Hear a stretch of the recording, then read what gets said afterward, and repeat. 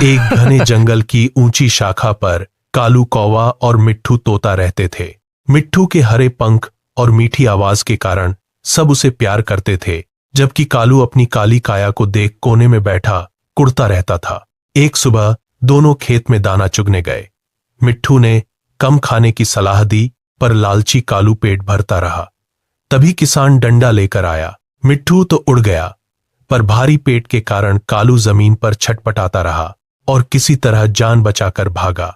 उसी रात जंगल में भयंकर तूफान आया। मिट्ठू का घोंसला गिरने लगा तो कालू ने बिना देर किए उसे सुरक्षित खींच लिया।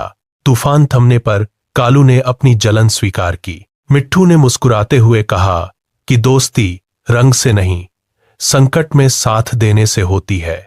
अब वे जंगल की सबसे भरोसेमंद जोड़ी थे।